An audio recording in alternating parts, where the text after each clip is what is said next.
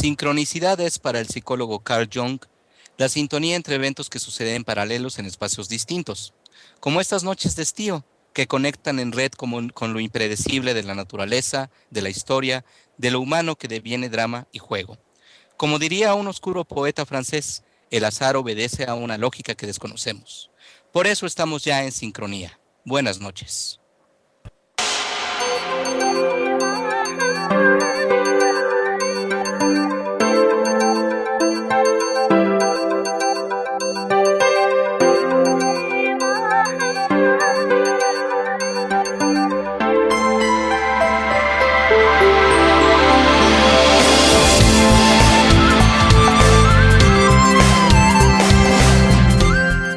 Bienvenidos a Sincronía. Hola Ulises, saludo con mucho gusto al equipo de Red de Generación, a todos los colaboradores que tan generosamente participan hoy con nosotros, a ustedes quienes tan gentilmente nos escuchan, y a Jonathan, nuestro compañero y amigo que desafortunadamente está enfermo y por eso no pudo acompañarnos hoy. Espero que se restablezca pronto.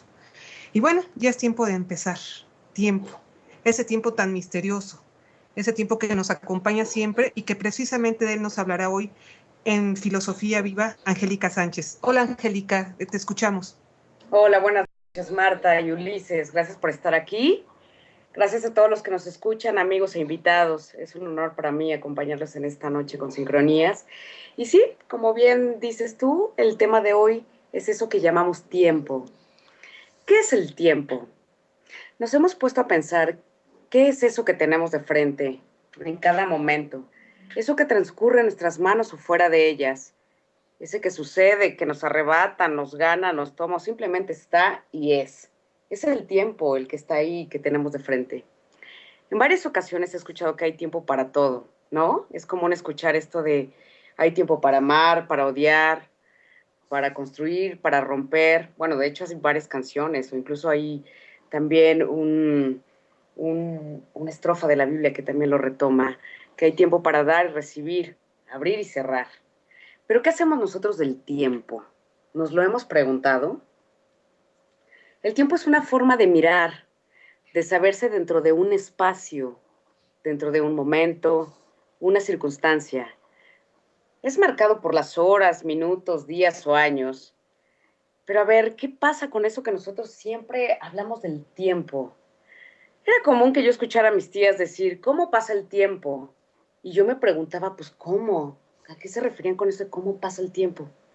Entonces fue así como me dediqué a ver qué es eso que llamamos tiempo. Y hay quienes les pasa por encima y ni cuenta se dan, ¿no?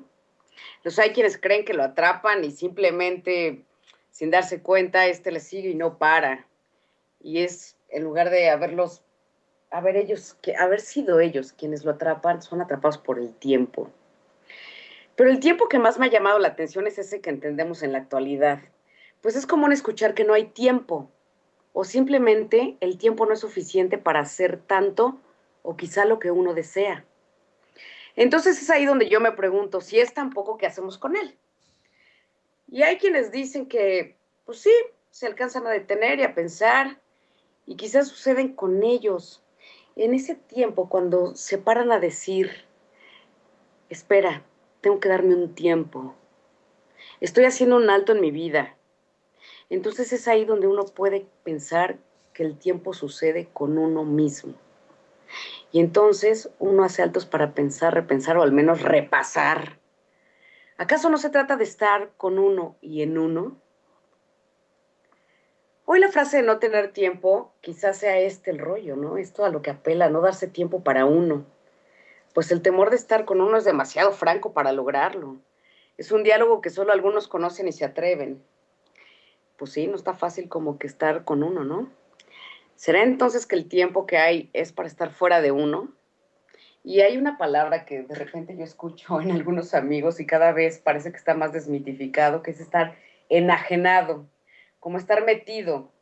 Y me da como singular alegría escuchar que ya no está como tan estigmatizado esto de estar enajenado cuando mis amigos, compañeros o la gente ya lo empieza a decir sin un cuidado y yo les pregunto, ¿qué es eso de estar enajenado? Y dicen, sí, sí, pues eso de que nunca estás contigo, o siempre estás en el trabajo, o que no paras de correr, de ir. Y yo les digo, sí, como pareciera como un constante estar haciendo, logrando, produciendo, haciendo, y que se vuelve como esto imparable, ¿no? Entonces es ahí donde yo les digo, bueno, pues entonces ¿de qué se trata este enajenamiento? ¿A dónde nos lleva? ¿De dónde surge?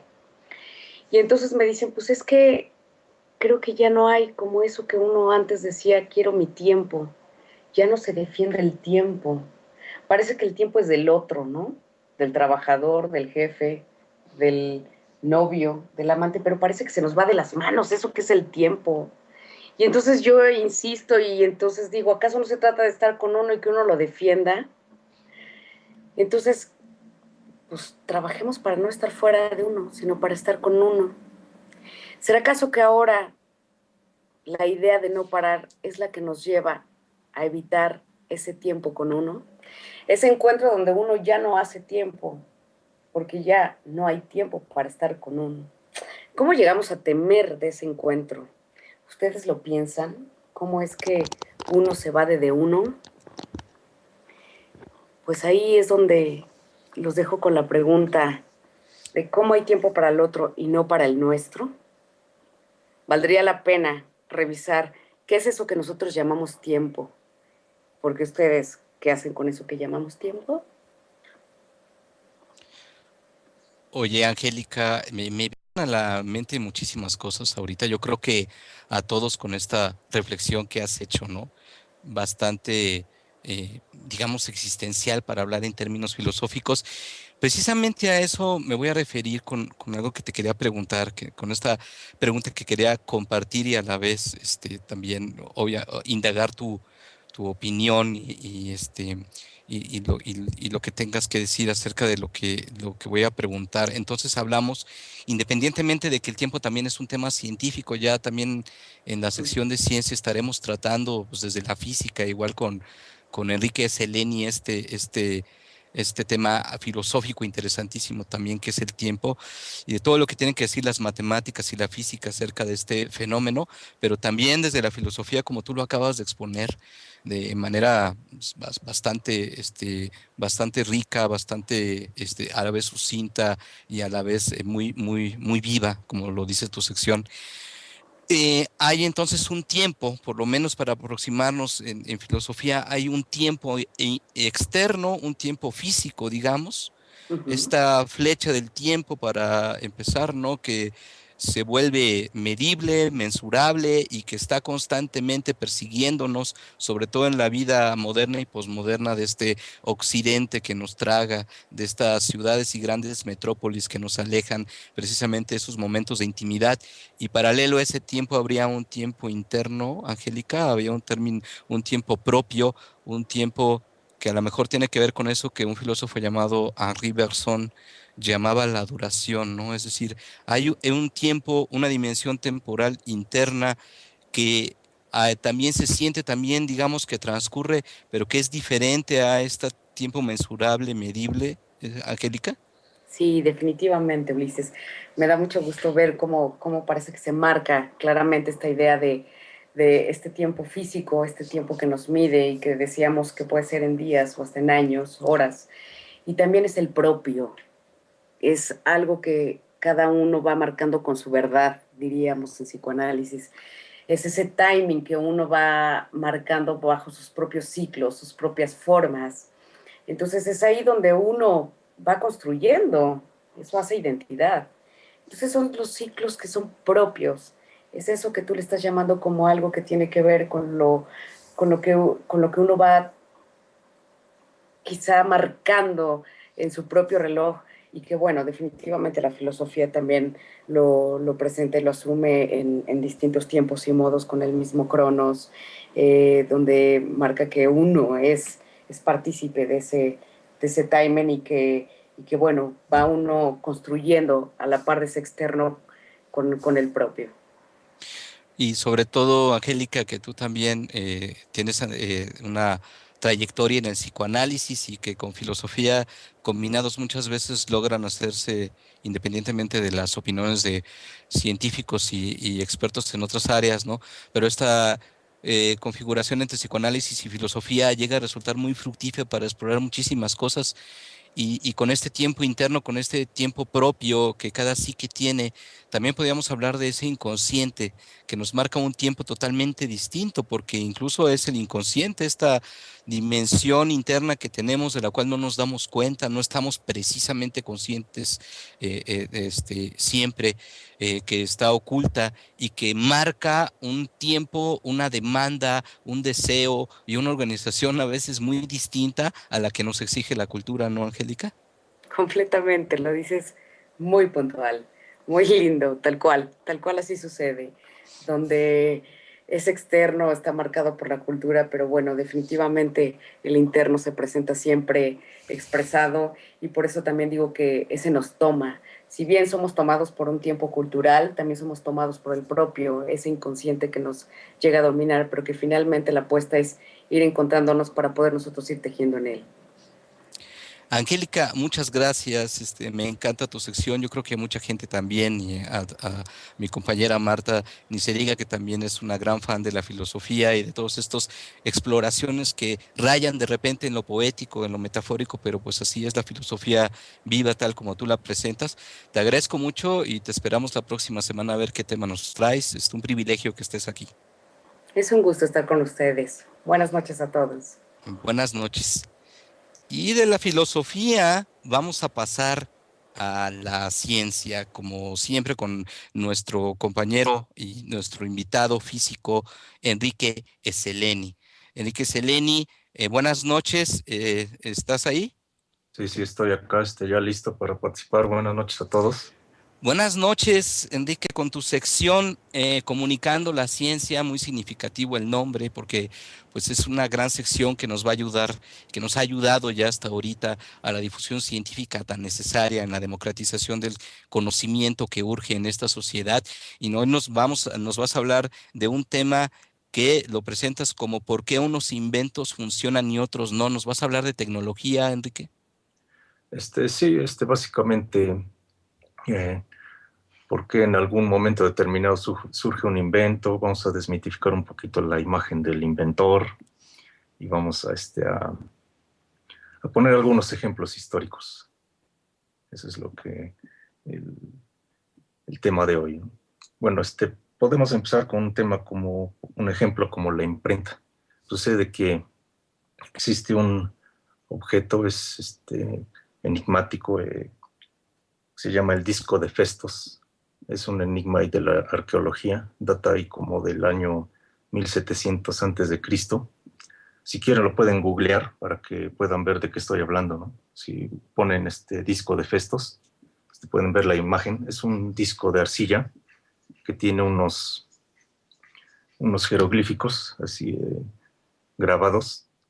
O sea, se entiende que fueron como tipos móviles, como lo que llegaron a usar los chinos y Gutenberg.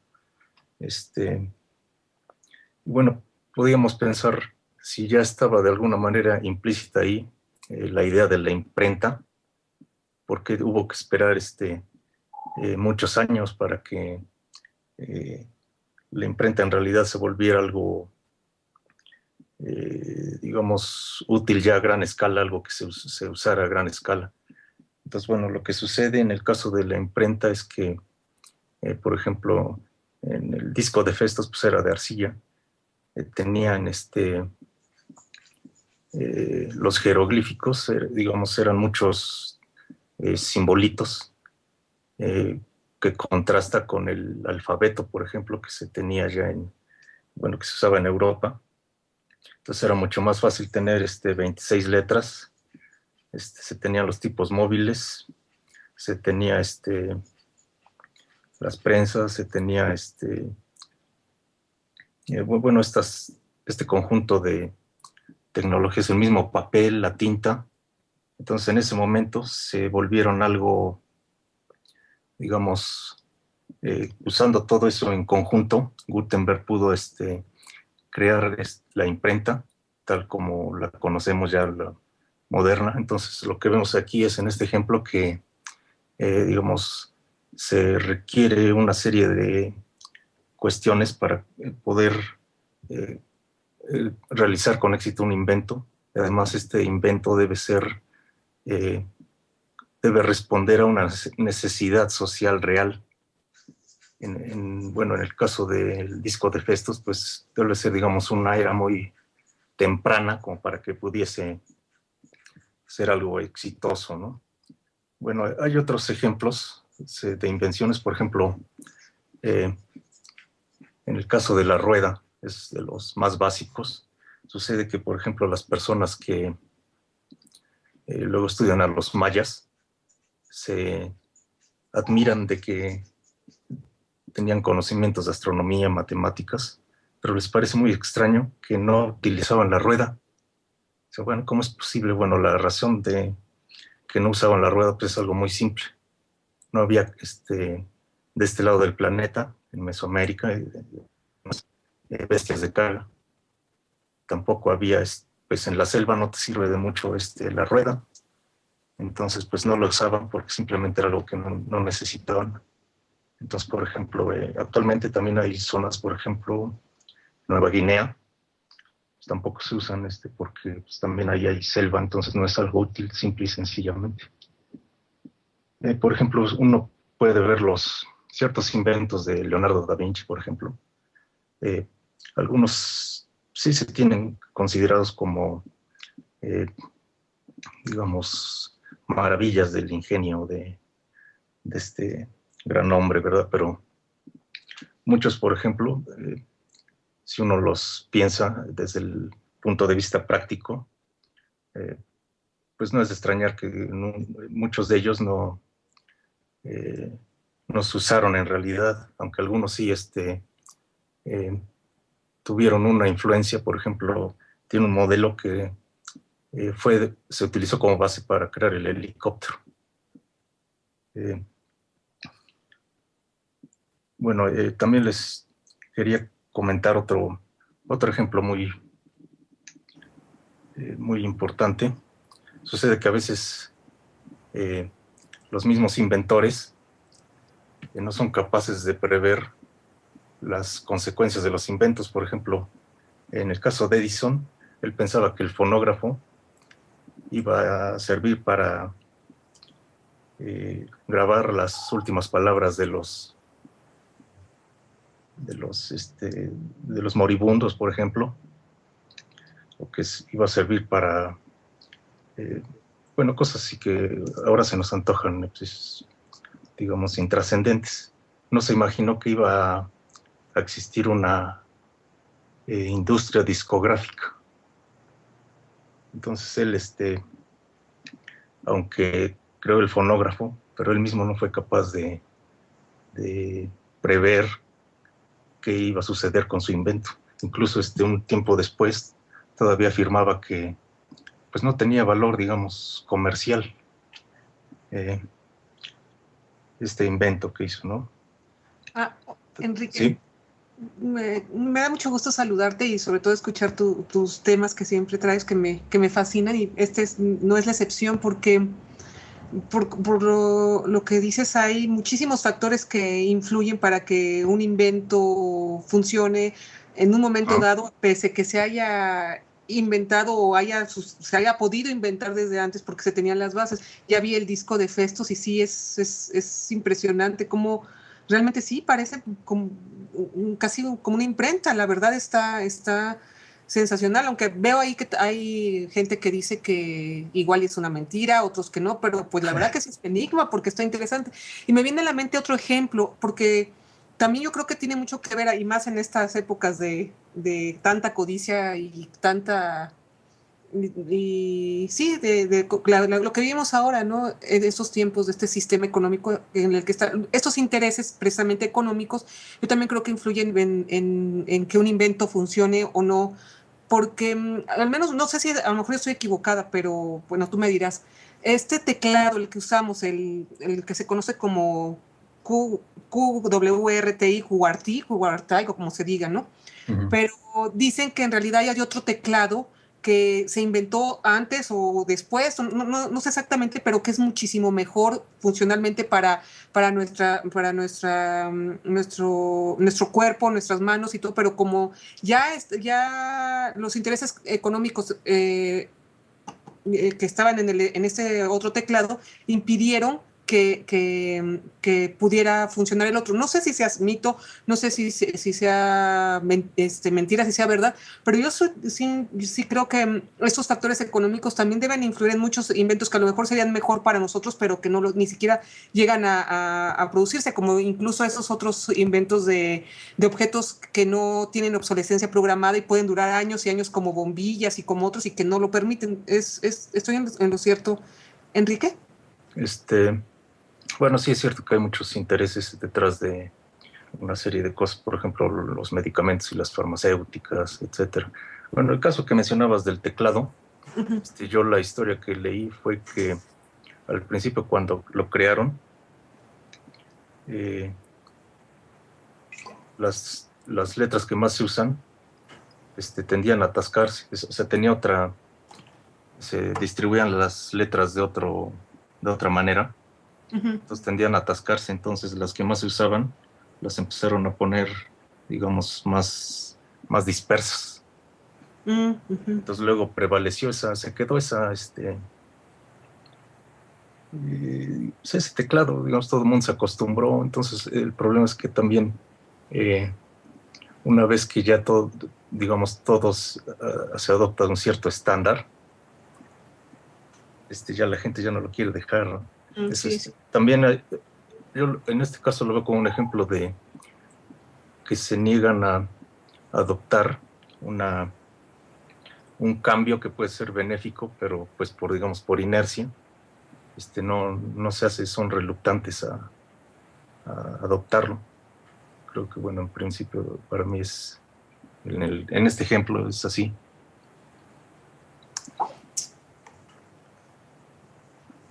Sí. Bueno, tal vez haya alguna otra pregunta.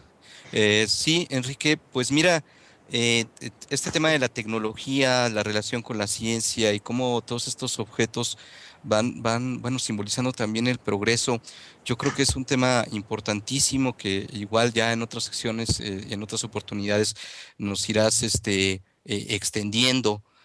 Por lo pronto, pues te agradezco tu participación, de lujo como siempre, con muchas preguntas que seguramente quedan, por parte del público y parte de nosotros, y que ya seguramente también nos irás disipando, y sobre todo este tema de cómo la tecnología y la ciencia a lo mejor también tienen un cierto paradigma social o influencia de la sociedad en la que se desarrollan, un tema muy controvertido por los científicos.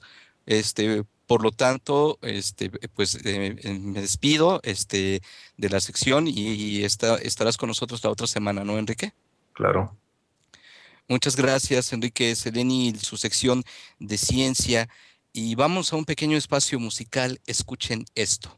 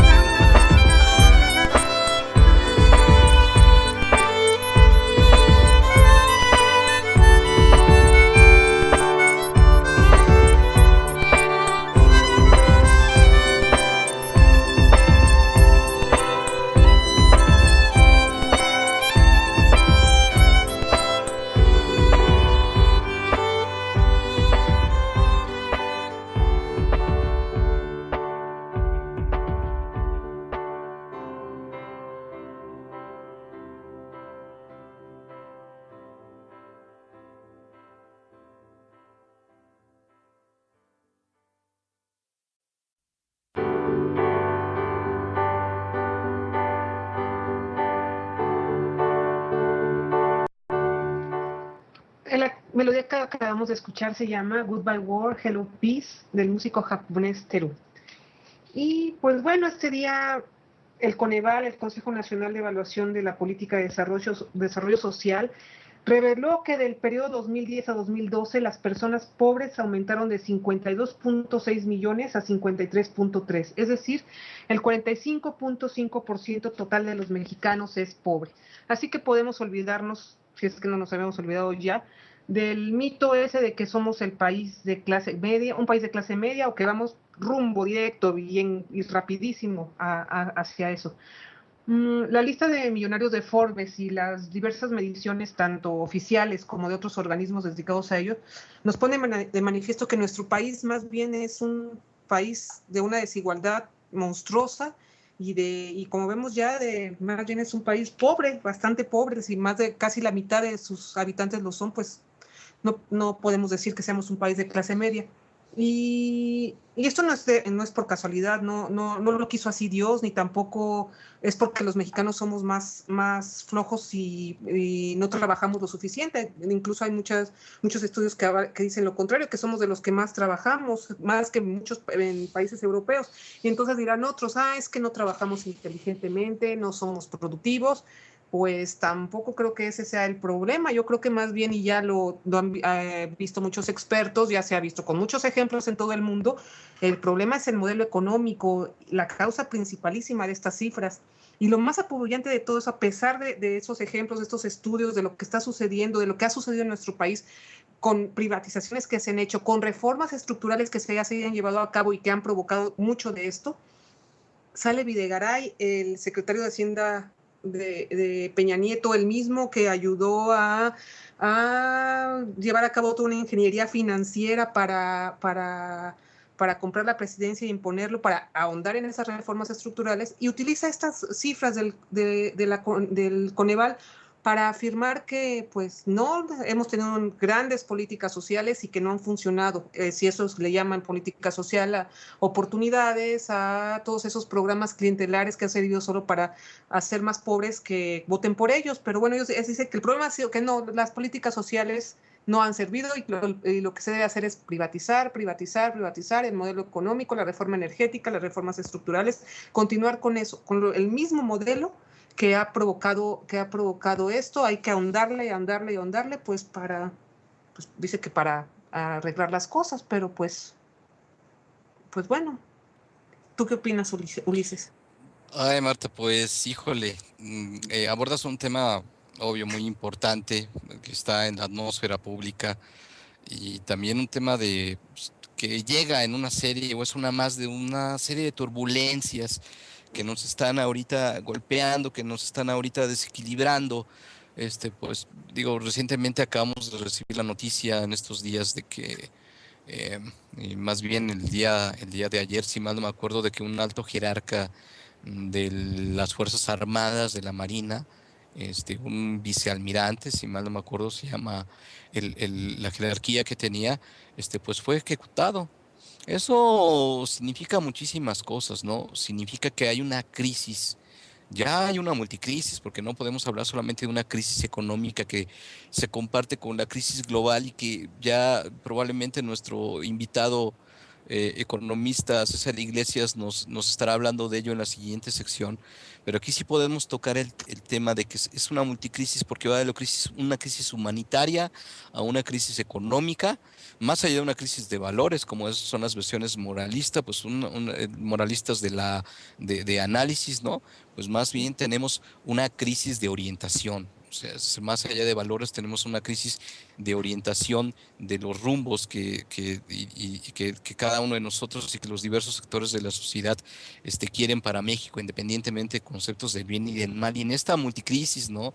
Significativo que, por ejemplo, pues hayan ejecutado a este señor y lo hayan emboscado, no fue un encuentro gratuito, es decir, hasta donde se fue una emboscada. Pues imaginemos la cantidad de información que se necesita para emboscar a un alto jerarca en un operativo de gran calado, de alta envergadura, que se trata, mediante el cual el gobierno federal trata de rescatar al estado de Michoacán de manera muy simbólica como se podría tratar ya también en otro tema. Y en estas turbulencias, Marta, tú tocas este tema tan importante de que precisamente en esta multicrisis sale el secretario de Hacienda otra vez a aplicar lo que es, por eso doy este contexto, lo que Naomi Klein llama la estrategia del shock o la doctrina del shock, si mal no me acuerdo.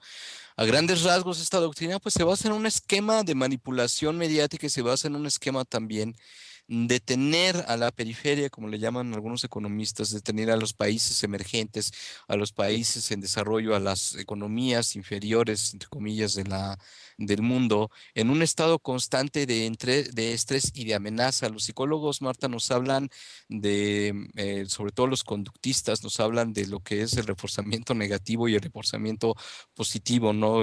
Que son cuestiones básicas de control de la conducta.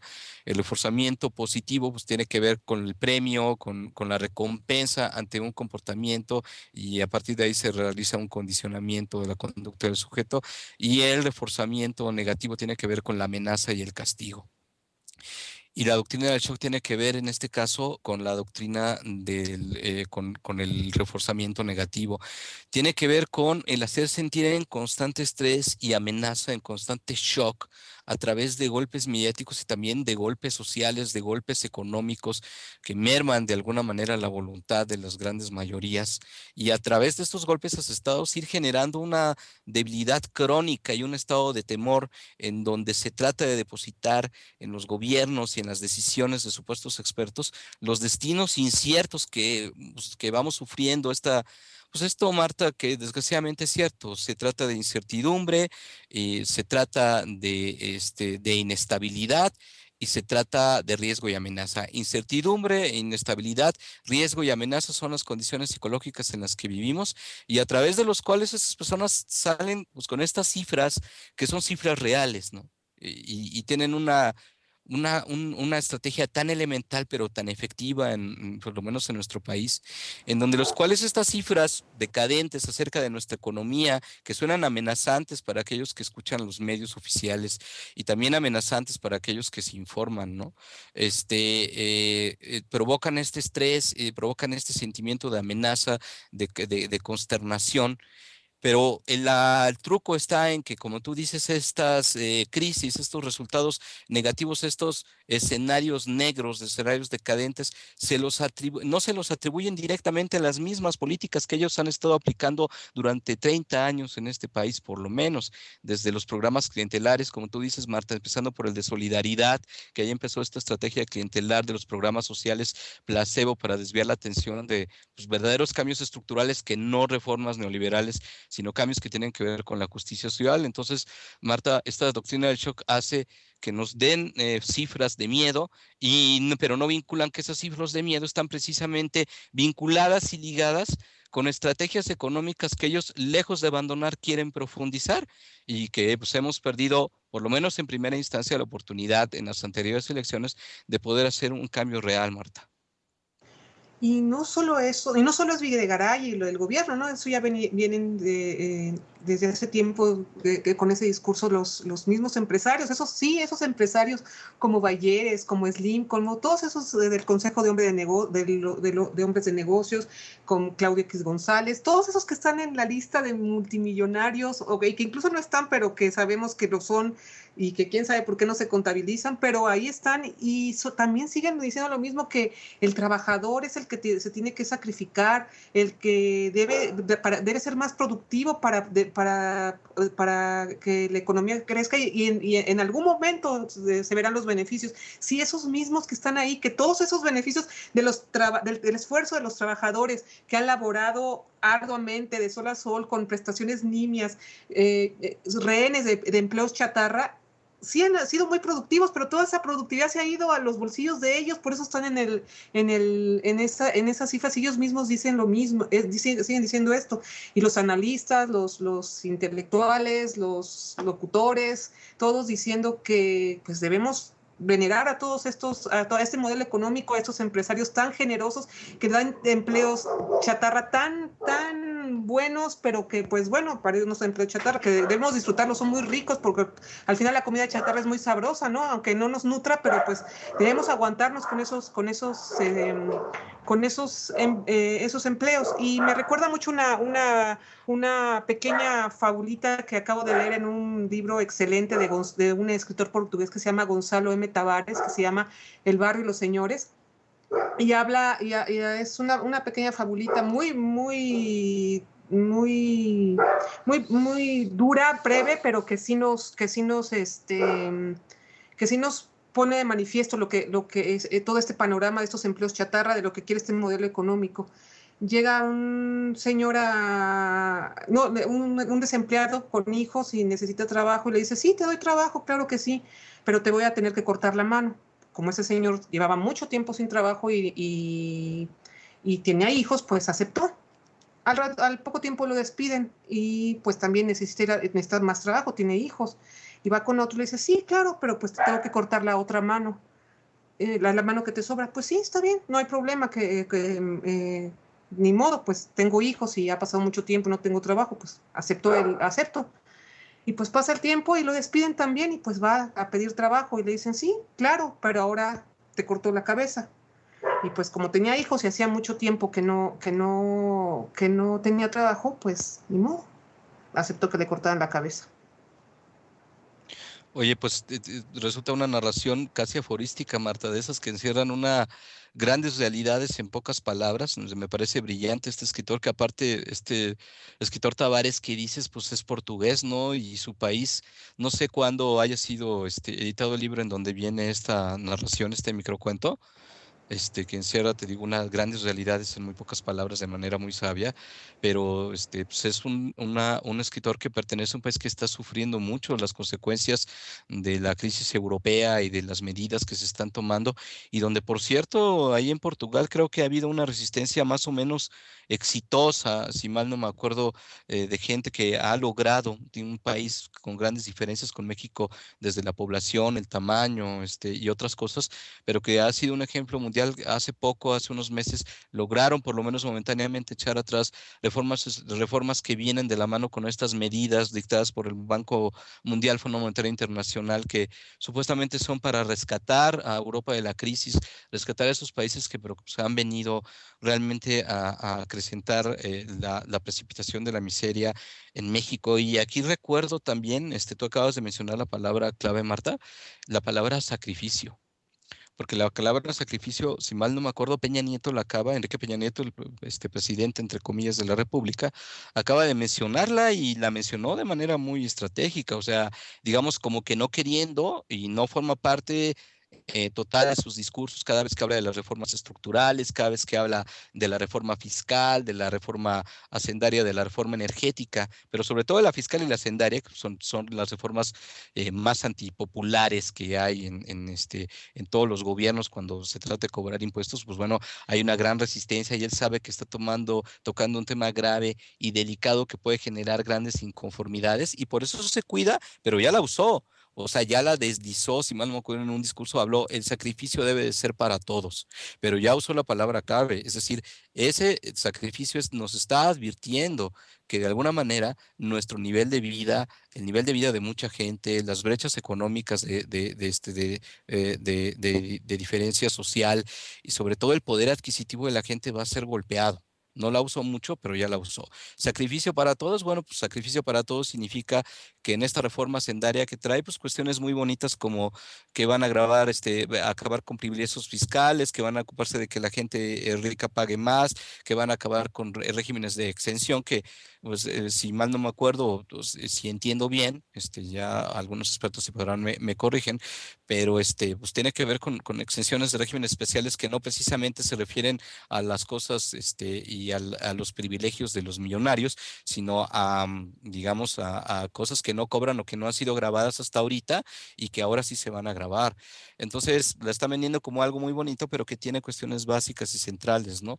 Sobre todo, pues esta disciplina fiscal, que adelgazamiento del Estado y sobre todo cobrar más impuestos para que el Estado se siga nutriendo más de los impuestos que de infraestructura y que de, digamos, empresas estatales, empresas que estén bajo su tutoría para la distribución de los bienes en el pueblo, en fin, cosas así, pues están desechando en este momento. Se habla de un sacrificio que, pues, lo más seguro es que sea un sacrificio, a final de cuentas, con esta ley a modo que de repente se tiene en México, que sea un sacrificio muy probablemente, Marta, para la clase media tan golpeada y que ya se va a precipitar a la pobreza, y pues se está vendiendo pues con esta magia que, repito, insisto, ¿no? Se trata de ver que todo lo que han hecho en los anteriores sexenios es exactamente lo mismo que ellos están vendiendo, pero fíjate qué inteligente es, Marta, porque lo están vendiendo como un cambio, lo están vendiendo como una disidencia, ¿no? Como una especie como de subversión, ¿no?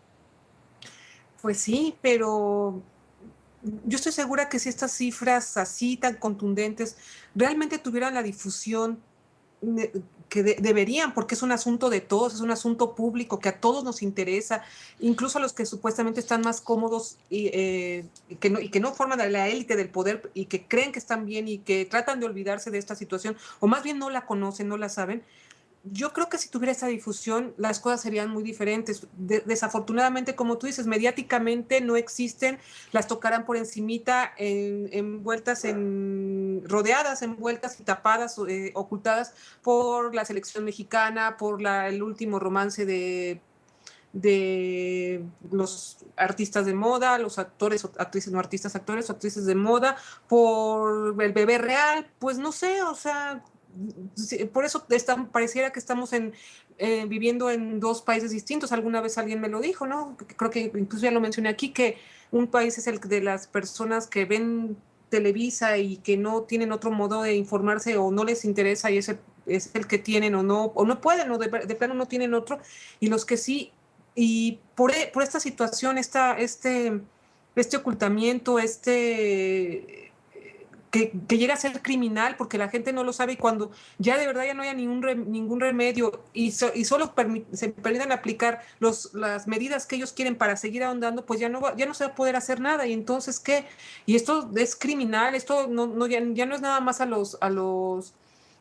los políticos, a los empresarios que están haciendo esto, sino a los mismos medios de comunicación, a los dueños de los medios de comunicación están cometiendo un delito muy grave, un crimen que de verdad son cómplices de todo esto que está pasando, son cómplices de estas muertes, son cómplices y no solo de las muertes por violencia, por la cuestión de armas de fuego, de emboscadas, de todo eso, las muertes diarias de los niños que mueren de hambre, de los niños que están en situación de calle, de todas las personas que trabajan arduamente, que se enferman por trabajar, por el estrés de no tener que comer, por el estrés de vivir día a día sin estabilidad, sin tranquilidad. Todos ellos son cómplices también. Y bueno, creo que es todo un sistema muy bien armado, que no solo se hace, como lo he dicho, no solo con armas de fuego, sino con otras armas más poderosas, como son el micrófono, como son las imágenes, como son el ocultamiento de la información que realmente necesitamos saber todos. Pues sí, Marta, todo el escenario que planteas es bastante cierto. Falta ver, pues, cómo de alguna manera medios alternativos y otras instancias, otros canales, que están más cercanos a la población, pueden distribuir precisamente la concientización de este armado básico y de esta lógica básica. Lo que está ofreciendo el gobierno, las reformas estructurales que están presentando con un cambio, no lo son en realidad, solamente son continuidad y profundización de medidas que han sumido a México en la situación en la que está. Pues sí, Ulises, y pues, ¿qué te digo? Ya nos hemos cansado de verlo. A veces leí en alguna parte ayer, creo, eh, ¿qué hacer? Se tiene la información, la tenemos y no podemos hacer nada. Nos lleva al cinismo o a la apatía. ¿Qué hacer? Porque no, ¿de qué sirve a veces tener tanta información o saberlo? O los que lo saben, los que no, pues bueno, no pasa nada, pero los que tenemos esta información, los que estamos indignados, pero realmente estamos impotentes, ¿qué hacer? Pues sí, esa es la gran pregunta, pero pues, como dicen Marta, la historia pues tiene caminos que no siempre son controlables porque los que las quieren escribir, pues eso puede sonar a una llamada de conciencia individual a cada uno de los que nos escuchan, que estén de acuerdo con o no con nuestras ideas, y pues también la posibilidad y la señal de que siempre pues hay esperanza, ¿no, Marta? Esperanza no esta esperanza patética digamos esta esperanza pasiva, sino una esperanza basada inteligentemente en la actividad y en la capacidad de intervención que tenemos sobre la historia. Entonces, pues veremos qué pasa, Marta. Por lo pronto, pues para desestresarnos un poquito de esta discusión tan interesante, pero también tan densa en sus temas, ¿no? Vámonos a un poquito de música. Vamos a escuchar a una agrupación polaca que se llama Ghost Trust, con un tema musical que se llama Reverie.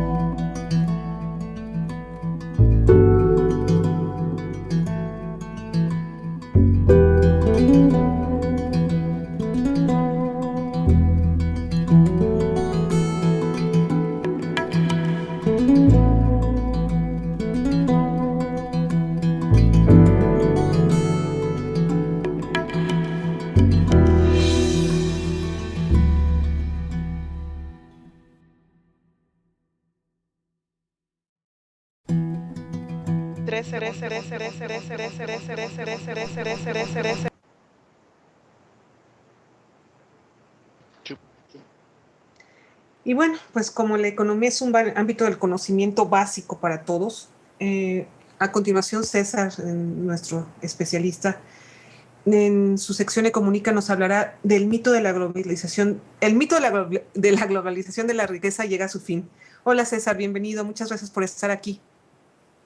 Muchas gracias, Marta, y saludos a todos los que nos escuchan por internet.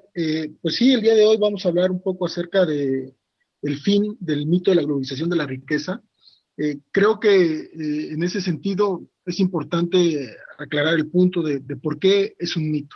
Quizás la realidad se nos ha presentado de manera invertida, se nos presenta como un simulacro. Justo en la década de los 90, con la caída del mal llamado socialismo real, lo que tuvimos fue que se nos presentó que la opción neoliberal era una opción que iba a mundializar, digamos, iba a globalizar la riqueza, que por primera vez iba a conectar al mundo, que por primera vez iba a haber un desarrollo de manera global, porque íbamos a tener, digamos, las multinacionales, íbamos a tener las transnacionales que iban a invertir por todo el mundo, y eso iba a sacar de manera pujante, de una u otra manera, a todas las naciones en vías de desarrollo, e iba a colocar a los países en desarrollo como el garante para que todas las economías pudieran salir adelante. Evidentemente, con la vuelta de siglo y con la crisis del 2008, este mito de la globalización de la riqueza quedó hecho pedazos porque el simulacro no se pudo esconder. Si recordaremos, el mito de la globalización empezó con los mass media, con los medios masivos de comunicación que se dedicaron a manipular y esconder la pobreza que se estaba generando. Y déjenme comentarles que pues ahora lo que tenemos no es, digamos, la globalización de la riqueza, sino más bien la mundialización de la pobreza. Y la mundialización de la pobreza pues tiene múltiples dimensiones. Una de ellas se encuentra en cómo ha empezado a crecer la miseria, en los salarios bajos alrededor del mundo, y cómo estos salarios bajos también han provocado ciudades miseria que se han generado alrededor de todas las naciones en el mundo. Y no solo estamos hablando de naciones en el tercer mundo, sino estamos hablando completamente de cómo se han generado cinturones de miseria en Estados Unidos, en Europa, en los países primermundistas que decían llevar pues la ventaja de la buena nueva del neoliberalismo, y cómo esto se ha caído, se ha desmitificado. Tenemos ahora la globalización de la pobreza. Y en eso quisiera entrar entonces al tema que estaban hablando hace rato acerca de las cifras de Coneval. Me parece alarmante por principio que un anuncio como el que se da hoy de 53.3 millones de pobres, que Coneval acepta tener, Coneval evidentemente manipulando las cifras, como acostumbra el poder para tratar de verse, lo que tenemos es que estas cifras que están manipuladas por Coneval son ya alarmantes. 53.3 millones de mexicanos en situación de pobreza es en verdad un desastre nacional. Pero digamos que a contrapelo lo que dice Coneval, Julio Volvinic ha puesto la llaga en el dedo, porque la medición de la pobreza no tiene que ver con una situación de ingresos, tiene que ver con el acceso a vivienda, el acceso a educación, el acceso a empleos, el acceso a seguridad pública, el acceso a salud, el acceso a una seguridad para las familias. Eso no se tiene en México. Evidentemente la cifra de pobres es superior, altamente superior. México es un desastre, hay un desastre nacional en esa situación. La mundialización de la pobreza se hace sentir aquí de forma vibrante y evidentemente no hay una reacción social, no hay ninguna reacción social y eso está generando un problema de enormes dimensiones. Me parece que no podemos sostener un gobierno de esta magnitud que puede agarrar y manipular las cifras y de todos modos que son cifras muy grandes, que no pase nada. Julio Volvinic, el doctor Julio Volvinic, hace un estudio y denuncia que no son 53.3 millones, sino son 98 millones de mexicanos que viven en situación de pobreza. Porque la pobreza tiene múltiples dimensiones y evidentemente quedarnos o reducirnos al ingreso como el Banco Mundial pretendía con aquella medición de $1 es quedarnos corto ante la gravedad del problema. Muy grave de todo esto, César, que nos estás comentando, porque pues esta simplificación, simulación, escamoteo de los indicadores reales de la pobreza es lo que nos han venido manejando siempre, y estas cifras resultantes pues quedan cortas comparadas con lo que sucede en realidad si aplicamos los indicadores correctos, que son muchos más de los que se nos presentan comúnmente. Con respecto a lo de la mundialización de la pobreza, a mí me llama mucho la atención que los defensores del neoliberalismo, llamado neoliberalismo o de la economía liberal, ¿no? Como se le conoce con todos sus pensadores, que ya has mencionado algunos y iremos viendo por ahí, hablan precisamente de que la economía, esta mundialización, estas premisas básicas de esta teoría económica que nos presentan como inamovible, como la única vía o la vía triunfante, no, están basadas en argumentación, están basadas en la lógica, están basadas en una argumentación y una racionalidad lúcida. Pero yo te quería preguntar, César, ¿podríamos hablar de que esta mundialización de la pobreza y supuesta globalización y distribución de la riqueza está basada en una especie de dogma? Es decir, detrás de toda esta argumentación lógica que presumen mucho los economistas liberales, puede haber un aspecto dogmático de pensamiento único que le llaman, es decir, un aspecto ahí irracional de imponer cosas frecuentemente sin demostrarlas. Bueno, yo creo que te contestaría en dos órdenes. En el primer orden, mira, los indicadores que utiliza el Coneval, por ejemplo, te pongo un ejemplo, si dicen que hay materiales materiales buenos en la vivienda, es porque se refieren a que tienen han puesto cemento de piso, ¿no? Han puesto cemento en el piso. O, por ejemplo, que un hombre o una mujer de 25 años ha terminado la primaria. Entonces, eso significa que han tenido acceso a la educación. Evidentemente están manipulando. Las cifras las están manipulando. No nada más nos encontramos en una situación, digamos, gravísima, porque se trata de ocultar un proceso realmente delicado. Son 98 millones de pobres y prácticamente el doctor Julio Volvinic ha hecho el cálculo que son alrededor de 60 millones de pobreza extrema. No, qué barbaridad. Ahí tienes un medidor de lo que sucedió en las elecciones pasadas. Y no solo eso, creo que lo que comentas acerca del pensamiento único, mira, uno de los economistas, Hayek, muy bien dice, ¿sabes qué? No vamos a invertir en nada más que en dos cosas. La primera, y es muy claro en eso, tiene que ser en inversión para el aparato de seguridad policial. Entonces, eso significa que es necesario combatir a la pobreza en dos órdenes. Una, por ahí, y la otra, que tiene que ver con que a los pobres, en situación extrema, cuando se van a morir, cuando están a punto de morir, entonces sí, migajas. Nosotros tenemos esa situación.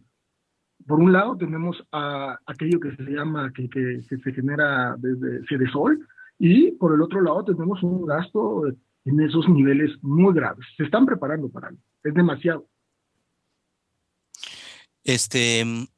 ¿Tú crees, César, que de alguna forma bueno, ya Hayek como lo has dicho, lo deja ya vislumbrar, pero entonces estamos ante la expectativa de que estas políticas económicas neoliberales conllevan siempre un brazo armado, digamos, siempre la anticipación de reprimir las inconformidades, César?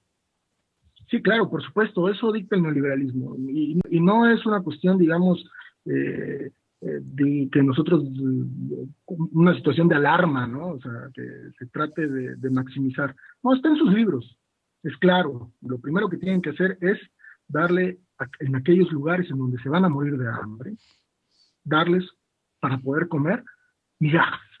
Y de todos modos va a haber rebelión. Por lo tanto, hay que tener un aparato de seguridad que pueda contener ese tipo de rebeliones. Esa situación es demasiado delicada ante el complejo escenario que se presenta, la crisis del 2008 que venimos arrastrando y que México hoy no es posible que se hace un anuncio tan grave, tan delicado, y el tema de conversación sea el fútbol. De eso tienes que ver una masa completamente despolitizada, que no comprende qué es lo que está sucediendo a su alrededor. Y evidentemente, ¿no? Lo más, digamos, cínico es que se pueden tomar la foto para hablar sobre pobres, ¿no? Sí, es decir, pues como hemos visto a lo largo de algunas pláticas de este programa y con esta muy lúcida reflexión que acabas de hacer, la primera represión real de la inconformidad empieza desde el pensamiento a través de los medios de comunicación, muchos temas abiertos que quedan y que esperamos que ya nos los vayas dilucidando, César, con esta fuerza y textura de precisión que tienen tus comentarios, y pues es un placer haberte tenido aquí. Te esperamos la próxima semana con un nuevo tema, César, ¿estás de acuerdo? Por supuesto, aquí lo estamos viendo y muchos saludos a todos. Cuídense, nos estamos viendo. César Iglesias y su sección de economía importantísima. Les recordamos que nosotros ya estamos en contacto con ustedes a través de nuestras redes sociales, en este momento de nuestro Twitter, que es @sincrona1, a través del cual ustedes pueden entrar en contacto con nosotros poco a poco y iremos poniendo información acerca de textos, acerca de fuentes que se refieran aquí, que digan nuestros especialistas invitados, también sugerencias de ustedes, evaluaciones acerca del trabajo que estamos haciendo, que serán muy bien recibidas con nosotros por nuestros compañeros Marta y Jonathan, que en este momento desgraciadamente ausente. Comuníquense con nosotros, queremos saber lo que piensa, queremos saber también cómo nos escucha, saber sus opiniones para ir modificando esto, ir construyendo este espacio, como ya lo hemos dicho, que es un espacio de todos y que aspira a ser sincrónico e incluyente. En esta nochecita de verano, cálida, se antoja también nuestro invitado experto en sexología, el señor Ernesto Jiménez, y su sección Zona Roja, Sexo sin Censura. Todavía Ernesto está de vacaciones, qué envidia le tenemos si está, yo creo, en una playita cálida. Ernesto, ¿estás ahí? Hola, ¿qué tal? Buenas noches. ¿Andas de vacaciones todavía? Todavía, hombre, ahora por Veracruz. ¿Y qué nos traes desde esa cálida zona de playita? Pues ni más ni menos que los mejores lugares para tener sexo y los peores. Guau, adelante. Claro que sí, muy buenas noches. Gracias a todos los que nos escuchan. Gracias, Ulises. Y te decía yo que efectivamente pues estoy en un lugar que se antoja mucho para esas actividades sexosas y quería precisamente por eso el día de hoy platicarles un poco acerca de los mejores y los peores lugares. Mira, yo quisiera empezar por los peores y esto a lo mejor nos puede referir un poco más bien a los jóvenes que luego andan buscando sitios propios e impropios para esta actividad. Uno de los primeros es la recámara, pero la recámara de los papás y la de los papás de la chica. ¿Cuál es el problema con eso? Mira, puede ser que sea muy excitante y puede ser que la chica en primer lugar pues decida tener sexo ahí para que el novio no le vea sus ositos de peluche, ¿no? Pero si llegan a ser sorprendidos, híjole, va a ser un problemón, porque lo más probable es que sus papás le pidan que se encargue de comprarles unas nuevas sábanas, un nuevo juego de colchas, además del tremendo bochorno para el chico, ¿no? Ese creo que no sería una buena idea. Otra que no puede ser una buena idea es en el campo, aunque yo sé que muchas películas, mucha literatura refiere a las escenas amorosas en el campo, pues corres el riesgo de atravesarse por ahí con una hierbita, con una varita, con algún bicho, un mosco, etcétera, que les pueda echar a perder la escena, ¿no? Entonces, aunque es muy romántico esta idea del campo, pues en cualquier momento puede ocurrir algo que no sea bueno para tener sexo, ¿no? Fíjate que otro que se considera un ícono para tener sexo es en la playa, pero hasta la famosísima película Grease o Vaselina, ¿no? Inicia con una escena de amor ahí, con John Travolta y Olivia Newton-John ahí en la playa en el verano, precisamente. Pero lo que suele suceder es que es muy incómodo para la mujer y dependiendo del nivel de la actividad que tengan, pues se puede llevar una serie de raspaduras allá en la arena, ¿no? Piquetes de mosco, etcétera. Entonces, esto, en lugar de convertirse en algo placentero, puede resultar bastante desagradable, ¿no? Se puede lastimar seriamente a la pareja, en verdad. Otra de las escenas, fíjate, o de los lugares, es en el elevador. No sé si recuerden ustedes Emanuel, la primera película de Emanuel. Una de las escenas más fuertes tiene que ver precisamente con una acción de sexo en el elevador. Pero pues una de dos, o tú eres de una eyaculación precoz, o tiene que ser muy buena la chica para que en unos cuantos segundos pues suceda toda la acción del sexo, ¿no? Esto sin poder evitar que en muchas ocasiones los elevadores tienen cámaras y no ha faltado quien ha publicado esas escenas amorosas en el elevador y también suele resultar algo bastante bochornoso. Bueno, cerca de los animales, a veces nos gusta tener la compañía de un gatito, de un perrito allá en la recámara, pero la verdad que resulta bastante enfadoso estar ahí en el trance amoroso y que te esté mirando el gato así con esa mirada que tiene que tener toda seria, y dices, pues volteate para allá porque yo me siento bastante incómodo, ¿no? O sea, definitivamente eliminen a sus mascotas si es que quieren tener sexo, ¿no? Bueno, en el auto, igual, nunca ha faltado la escena de sexo en el auto. Fíjate que tiene sus cosas a favor y en contra. En contra suele ser la mayoría de las veces la incomodidad, sobre todo si lo queremos hacer en un bochito, y ya hasta recordamos nosotros aquella idea de que en un bochito era muy padre porque además recuerdas que tenía unas agarraderas el bocho en medio entre la puerta, y pues alguien decía que por ahí podrían ponerse muy bien las piernas, pero no deja de ser bastante incómodo tener sexo en el auto, ¿no? Pues pueden elegir entre la parte delantera o la parte trasera del automóvil, pero bueno, no deja de ser un problema por la incomodidad, ¿no? Por otro lado, pues bueno, permite ciertas posiciones extremas que a lo mejor a alguien le puede producir cierto placer, y igual y se aventuran a tener sexo, pero pues eviten tener sexo en el auto en lugares donde puedan correr el riesgo de una infracción y de algo más, ¿no? No vayamos a terminar mal el plan en esa noche. En el piso, fíjate que también es una situación muy cool, como dicen ahora los jóvenes, pero la verdad es que sí, si no estás acostumbrado a dormir en el piso o estar en el piso, también se convierte en algo bastante incómodo, ¿no? Sobre todo porque muchas veces, preferentemente, la mujer es la que queda abajo, aunque a algunas les gusta arriba, pero la mayoría de las veces están abajo. Y estando abajo, pues se convierte en algo para ellas bastante difícil de ejecutar, es muy incómodo, ¿no? Se pueden generar problemas serios en la espalda, y si ya tenemos mucha edad, pues corremos el riesgo de que nos dé un buen calambre, y entonces pues mejor evitar ese contacto con el piso, ¿no? Mira, esos serían para mí algunos lugares incómodos. ¿Cuáles serían los mejores? Uno de mis sitios favoritos para mí mejores para poder tener una buena relación es en la piscina. ¿Cuáles son las ventajas de la piscina? Este lugar, como tú estás con tu pareja, el agua ayuda a que el varón no resienta tanto el peso de la pareja.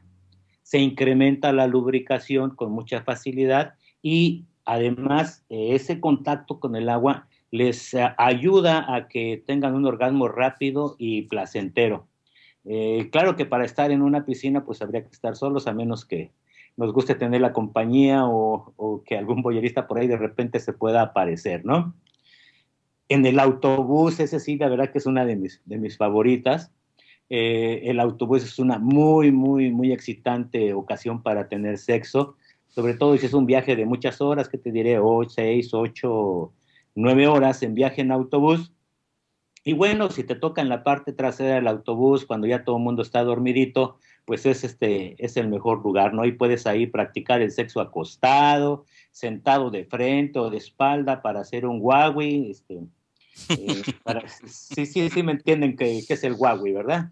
O bajar al río, como le dicen de otra manera, o bueno, un sexo oral también, para decirlo claramente, ¿no?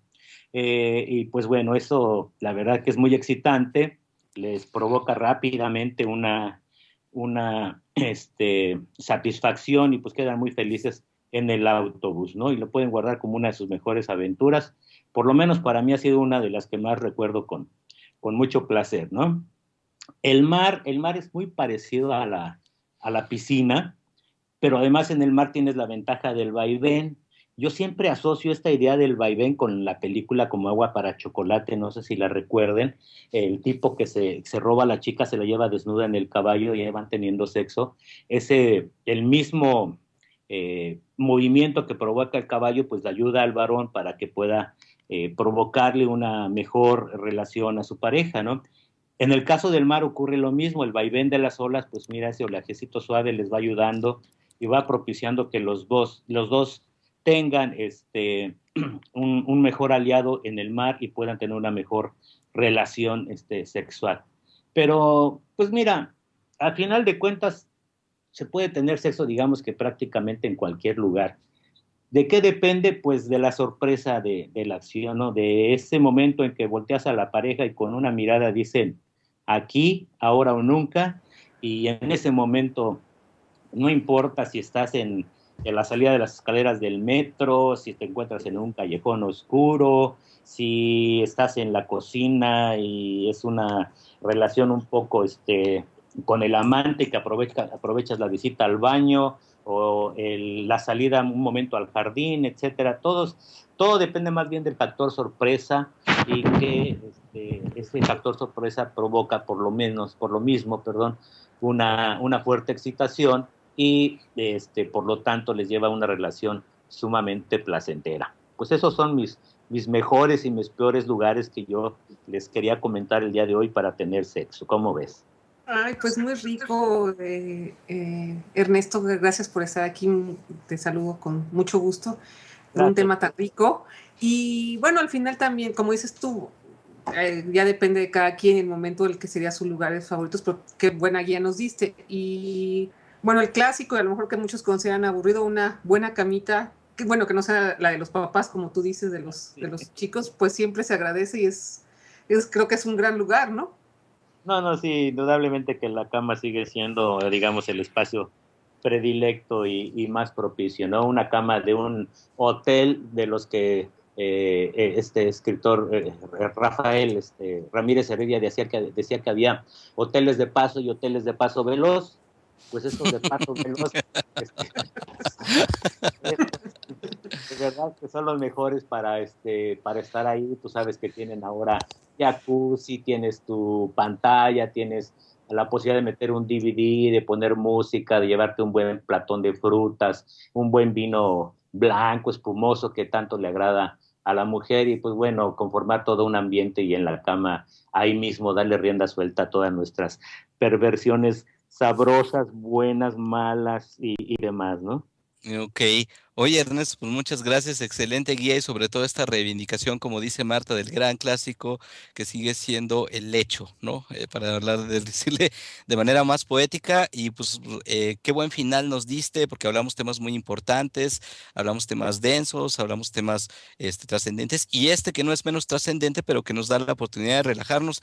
Te esperamos, Ernesto, para que nos digas más tips y para que nos ayudes a profundizar más en esta actividad tan trascendental e importante que es el sexo y la sexualidad, que también ya nos dirás la diferencia entre una y otra, Ernesto. Muchas gracias. Claro, fíjate, déjame despedirme nada más con lo que tú acabas de comentar. Hay un poemínimo, precisamente, que dice, del dicho al lecho hay poco trecho.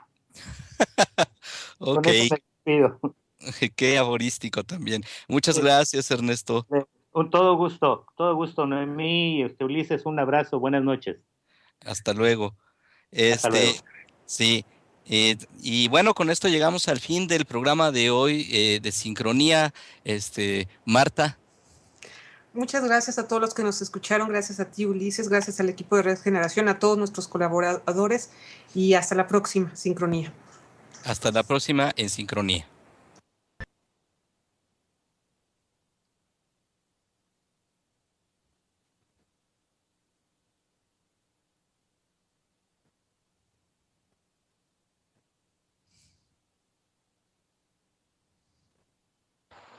Estamos en créditos finales. Pues ya, perdón por mis perros, pero no pude controlarlos. Discúlpeme, por favor, ¿sí? Yo ni los oí. No, pero sí, No, ¿verdad? nada más tuvo dos pequeñas intervenciones. Ay, no, perdón, pero de verdad Además, ya de- le, ¿cómo se llama? A ver, Pero estamos en vivo, ¿eh? A ver, un segundo.